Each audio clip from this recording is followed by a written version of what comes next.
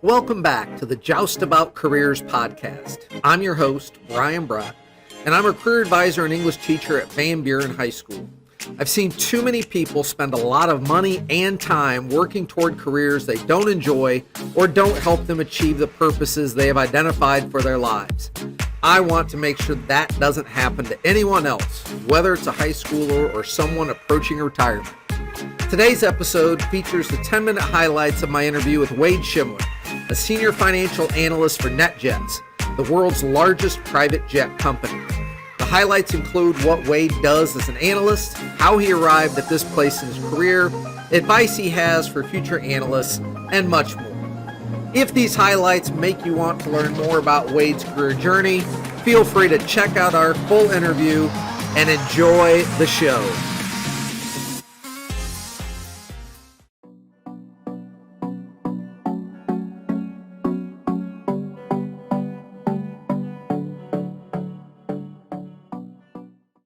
What I do specifically, so I work on the financial planning and analysis team. So our department is in charge of essentially enabling all of the leadership to make solid, sound financial decisions. And I specifically support the IT department. So I'm in charge of processing IT data and information and translating that into financial statements, reports, and financial models that are essentially utilized by NetJets leadership to make solid, sound financial decision making.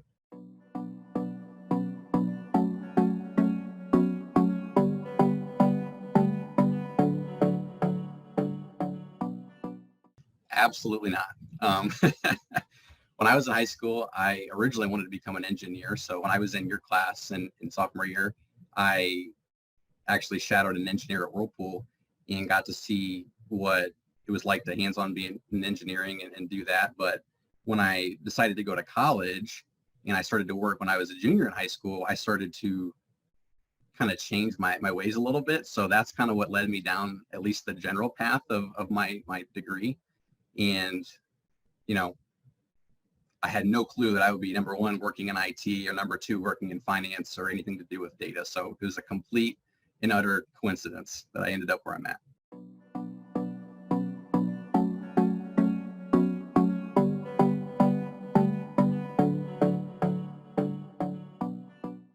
The beautiful part about my degree is that it is fairly broad. So the general part of my program was, of course, a bachelor's in business. So you can go into some general level accounting roles.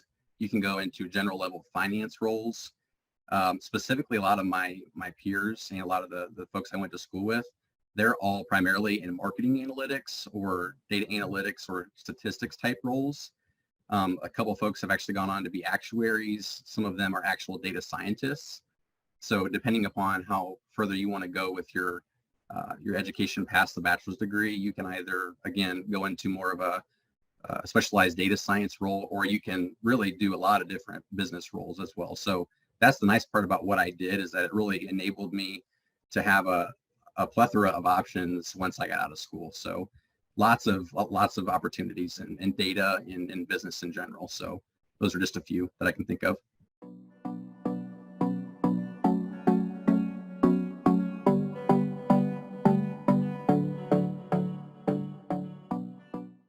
In business in general, especially at BGSU and most business programs, really stress the importance of internships. When you get out of school, that really was the distinguishing factor for me to get my first opportunity in Columbus, which was at Willow Tree. So from the very beginning of college, my focus was immediately on gaining as much experience as I could. So that happened to come through an opportunity my freshman year at Speedway. So I literally started my internship by making coffee at Speedway stores at 5 a.m. So learning how a business operates at the very bottom, literally as simple as making a pot of coffee or stocking a cooler, was how I got started, and how we, run our business and treat customers, all the way to my internship at Marathon, where I'm helping the overall brand of Marathon make decisions using data. So really starting from the bottom up with those internships really gave me the fundamental knowledge of how a business runs, from both the field and in the corporate office. So that was a really good opportunity for me to learn the impact that you can have as someone who works in, they call it a support center type role or a corporate type role, because you're impacting decisions that are being, ultimately implemented out in the field. So that is what really got my career started, was just understanding that translation from, of course, strategy and implementation to the folks that actually do the work. And really, that's what led me to my first role in Columbus. So I cold applied to, goodness, 200 and 300 jobs, just like everybody coming out of school. And I really tried to leverage all that internship experience. And that's what led me to meet some people at Willow Tree. And they really valued some of that experience that I had in college.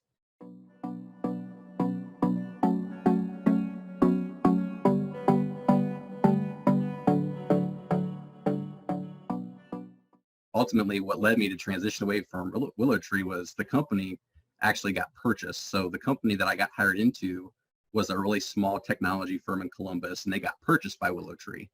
So my job was essentially eliminated completely, only 7 months out of college. So here I am, I'm still, pretty green to IT and the technology community in Columbus in general, and I got let go.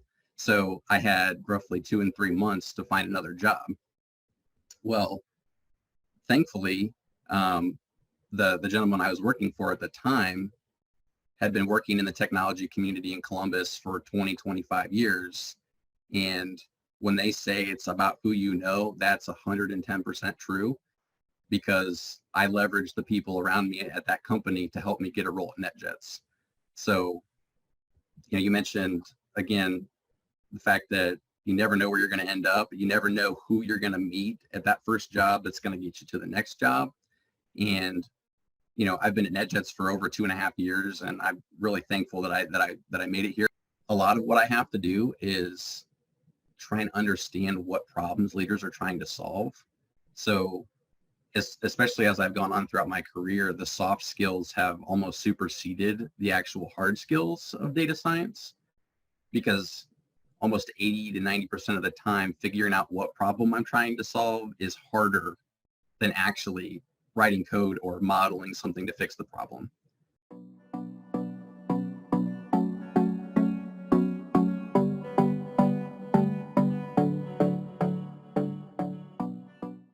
Data science in general, it can be very broad. There is lots of different facets of data analytics and data science. There are tons of different tools, different skill sets that you can pursue. I would really suggest finding the one area or one niche that you are really interested in and sticking to it and becoming the best that you can at it, versus trying to learn as many possible tools or coding languages or facets as you can, because data science is one of those areas where you have to be a mile deep and an inch wide versus a mile wide and an inch deep, if that makes sense. Mm-hmm. So really honing in on what you are interested in learning more about and providing help with that type of either industry, or in this case, I'm passionate about IT.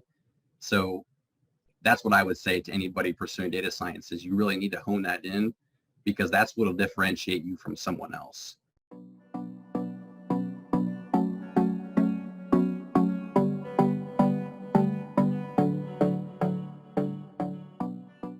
You really have to focus on the opportunity that's in front of you today. It's really good to set goals. It's good to know what your major is going to be. It's good to know what you want to do with your career. But if I've learned one massive piece of perspective or one piece of wisdom, it's you really have to focus on the opportunity and make the most of what you have that day. Because once all those pile up, that's when life will start to make sense to you. Because like I mentioned, I wanted to be an engineer, and I ended up changing my major 3 and 4 times. I ended up working for several different industries, and it's me focusing on today's opportunity that really got me to where I'm at. Really hone in on one interest and just become the best you can at it. Because there's not one perfect job. It doesn't exist. There's not one perfect career for you. only the one that you choose to make the most out of and try to be your best at it. Because I spent way too much time in college trying to figure out what the perfect career was for me when there really isn't one. Thank you for watching and listening to the highlights of this episode of the Joust About Careers podcast.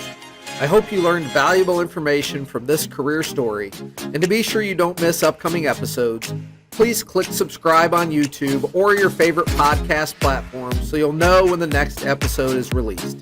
Thank you, and as always, share this episode if it could help someone you know. Have a great week.